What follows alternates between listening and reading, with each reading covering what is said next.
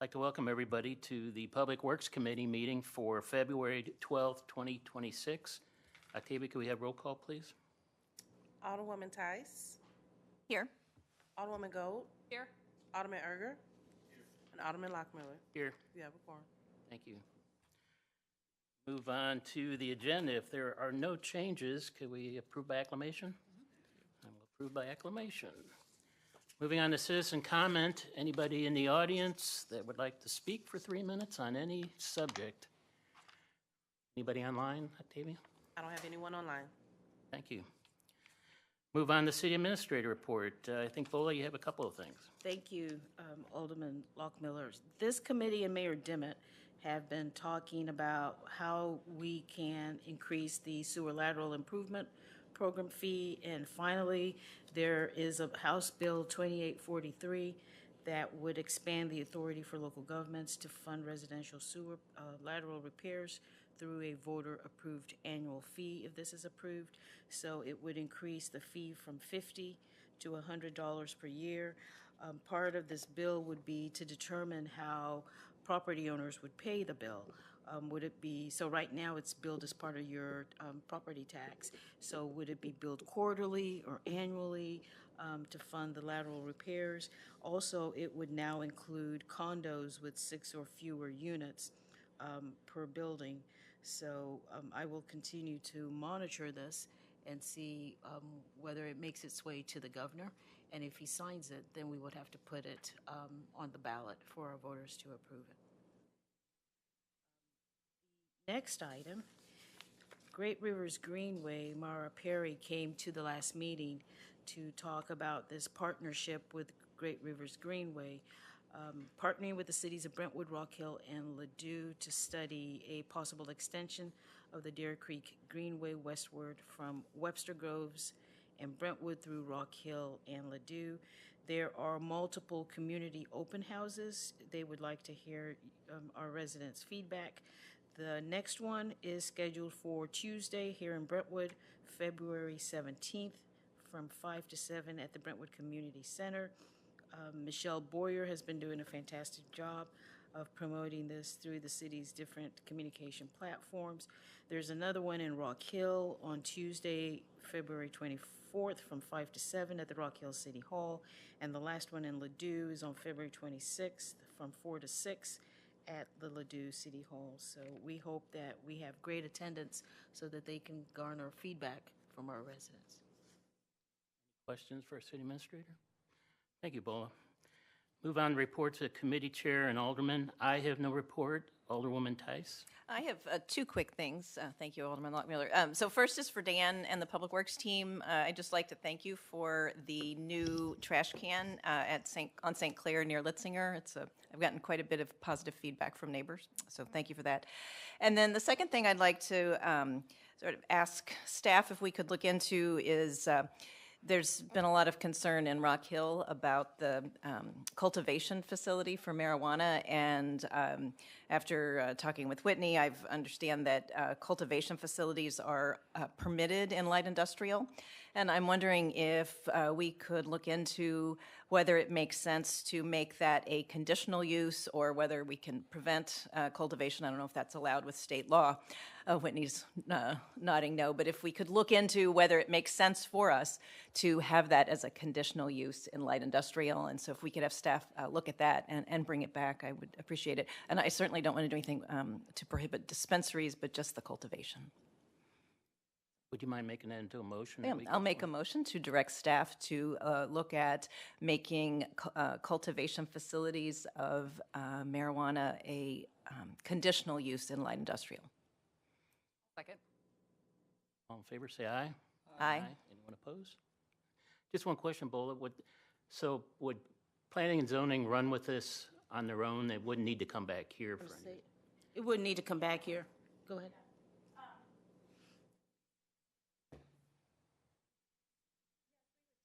Text amendment to the Planning and Zoning Commission and then ultimately to the Board of Aldermen. It wouldn't need to come back here. So. Thank you. Okay, thank you. Alderwoman Gold? No update. Alderman Eager?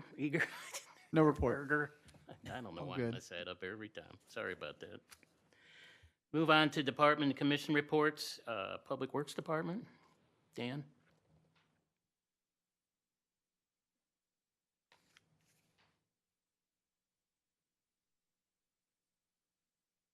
All right.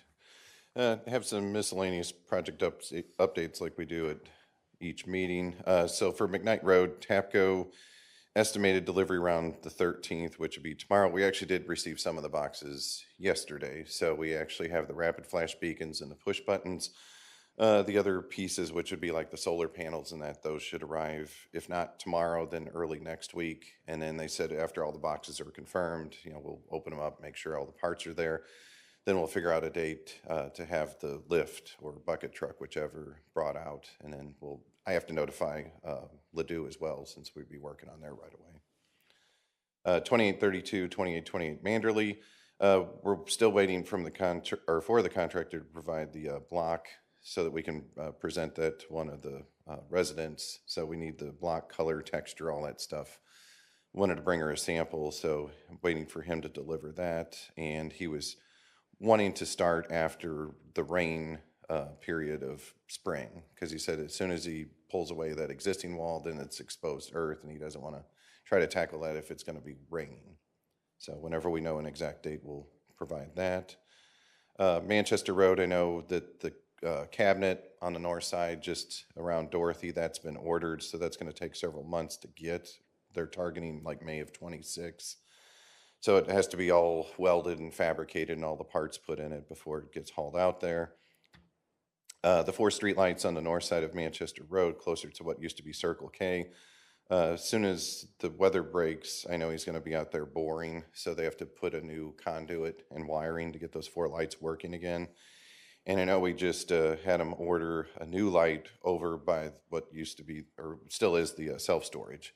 So that's the one that's leaning. It's got a broken luminaire. It still works, but he said you can't really straighten that out since it's aluminum, so we're just going to put a new light in there, and then we're going to keep that one because it has enough good parts on the straight pieces that we'll just keep it as a spare in case something gets damaged down the line.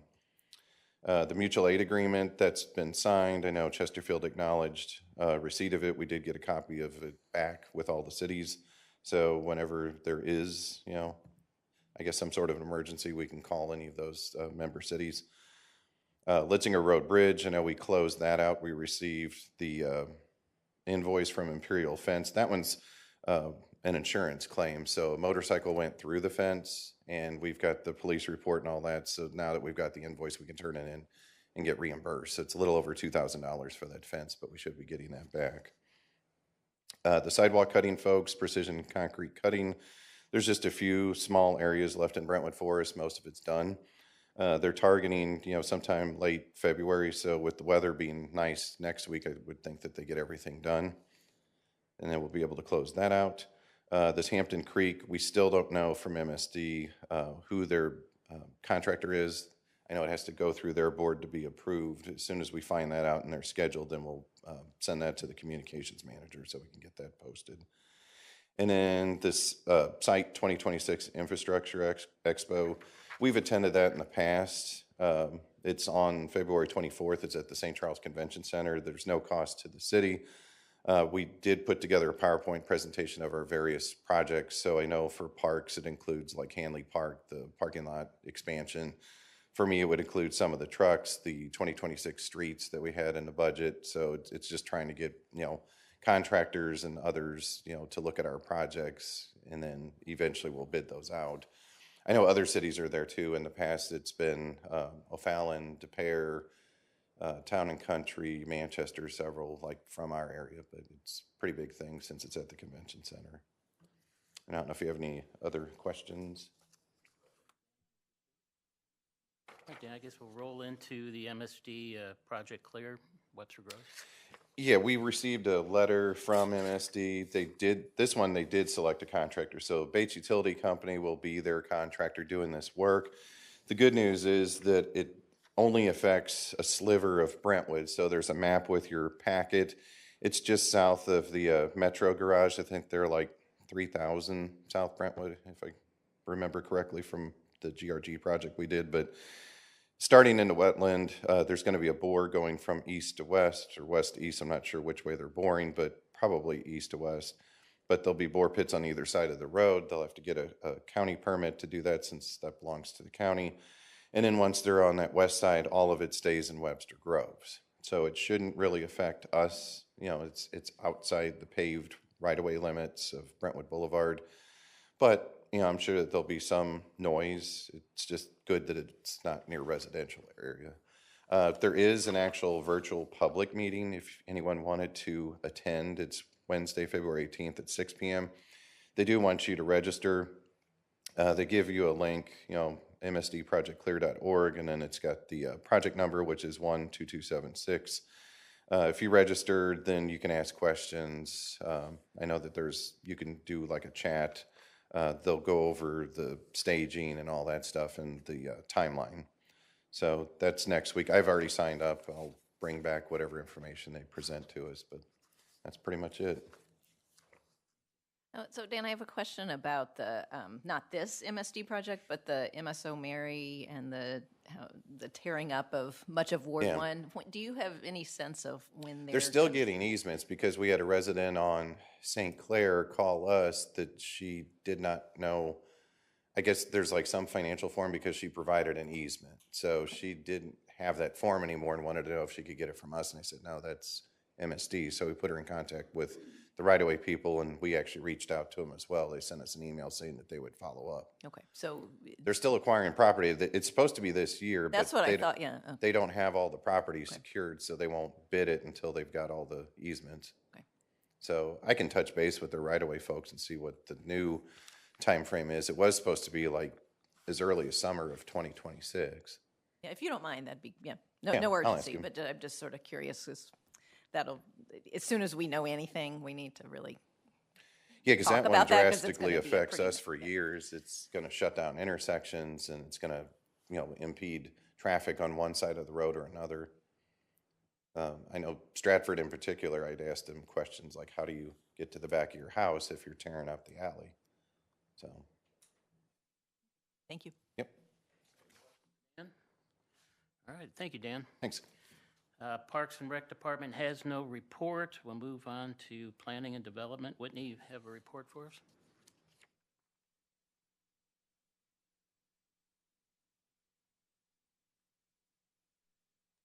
So for the month of January, there was 167 new building permits and 680 inspections. Code enforcement had 35 new cases and 75 inspections. We are also in the process of business license renewal, so by the end of last week, there were 394 business licenses that were issued. 23 were that week, and with 89 in the renewing state, and 14 new and 68 are awaiting payment or additional information. We also require, contractors have to register every year, and we've processed 1,413 of those. Last week there were 15 new and 26 awaiting payment. The Planning and Zoning Commission meeting met last night. They adopted the commercial architectural design guidelines, so we have completed that. The Veterinary Emergency Group Comprehensive Sign Plan was continued to the March 11th meeting. The chiller equipment for the sound abatement at 2555 Hermelin, they recommended approval, so that will be on the March 2nd meeting. The conditional use permit for Honey Coffee at 13 Brentwood Promenade in the former Great Clips space in the Brentwood Promenade Shopping Center, they recommended approval, so I'm working to also get that on the March 2nd meeting for a public hearing and first review. And then the 9-unit townhome development at 8815 Madge was continued to the March 11th meeting for additional review. We received 3 other applications for the March 11 meeting, but we will also try to get the text amendment on that as well. Promising. Architectural Review Board is next week on February 19th, and we have 2 projects, continuation of the home at 2002 South Brentwood Boulevard and a new addition to the home at 2438 Bremerton. In the notes, it says that the Board of Adjustment is to meet on February 26th. However, they submitted revised drawings that didn't get public notice in time and requires re-notification, so that is being postponed to the March 26th meeting. That's all I have. All right, any questions, for Whitney? I have a question. So it was in the Friday administrator's report, but it has to do with the permits you were talking about. I noticed there seemed to be a trend of a lot of people not having occupancy permits. Yes. How do people know they would need one? The property owner is supposed to require that. Okay. We do get a report from Ameren on new connections, so we go through that and send them a notice that they need their occupancy. I was just curious. I was Yeah. like, oh, I wonder how if someone moved in, they would know they needed to get that or who was responsible for making sure they got that. So Yeah. interesting way of doing it. Thank Yeah. you. Okay, Whitney, thank you very much. Sustainability Commission did not meet because of the storm. We'll move on to consent agenda. It just comprises the minutes. If there's no changes to the minutes, can we once again do acclamation? Approved by acclamation. On to old business, Dan, I believe we're going to talk about the motor fleet and management GPS.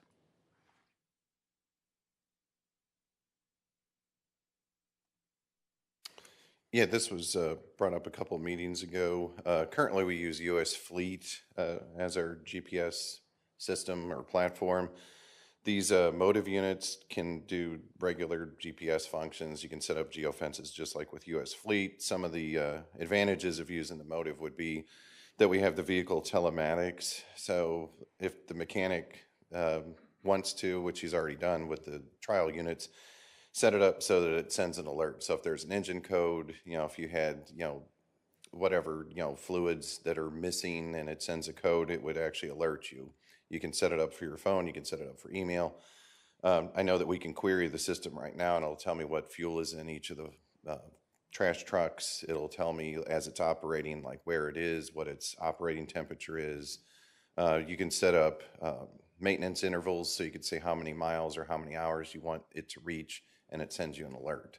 So our current system can't do that. It's not as robust as this. So we'd like to at least switch to having 4 units for each of the 4 trash trucks. There is a cost difference, though. The current GPS units are $29.95 per month per unit. So that would be an expense of $1,437.60 for 4 sanitation trucks. That would be US Fleet. Comparing it to Motive, you would actually get 8 units, but there's 2 units per truck. So there's one in the cab that's looking forward, and then there's this omnidirectional camera that would be mounted, like either you could put it on the hopper or on the side. We haven't figured out where exactly, but it'll be on the rear of the vehicle.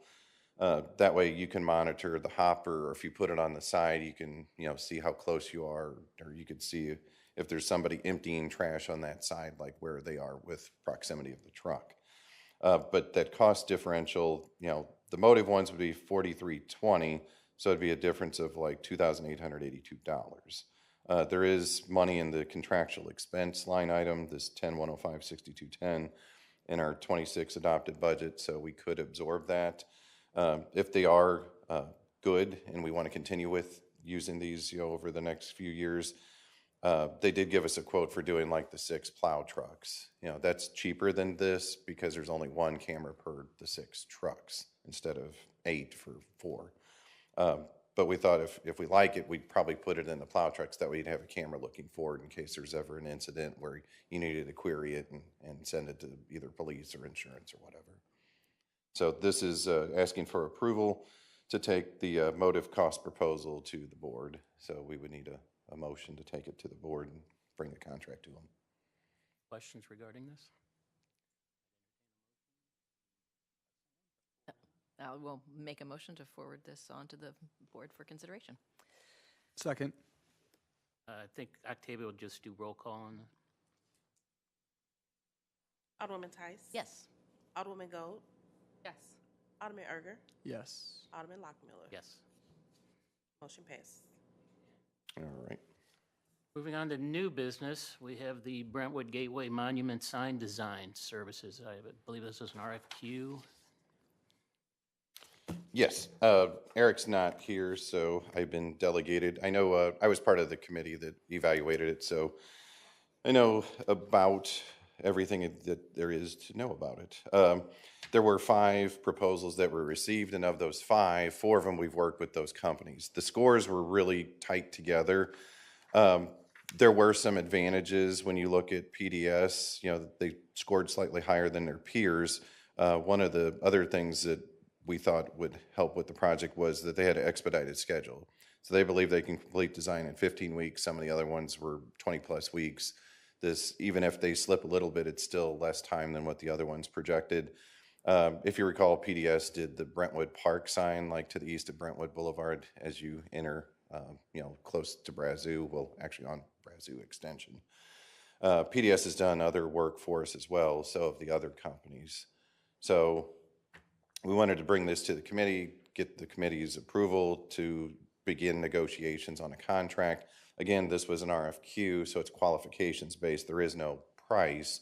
There will be once we prepare an agreement with PDS and then take that to the board. Again, these were really good proposals that were, or qualifications submittals that we received. Questions? I have one. If we approve here and it goes on to the full board, then when Dan goes out to get the actual cost of this, can that come back here? So this will not go to the full board until we have the price, Right. and then that, we can bring it back Yeah, we here bring it back here. Yeah. before it goes to the board for approval. So this is just a motion to select Planning and Design Studios. Right. And enter into negotiation for cost. Any questions regarding the RFQ? Anybody want to make a motion? I'll make a motion that we enter into an agreement with Planning Design Studios to negotiate a contract and bring that back to this committee before it goes on to the full board. Second, let's just do all in favor. Say aye. Aye. Opposed? Dan? Okay. Moving on to citizen comment. Has anybody joined us, Octavia?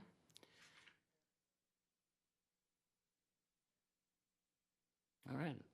Move on to adjournment. I see that we have no other business, so we will adjourn the meeting. Thank you all.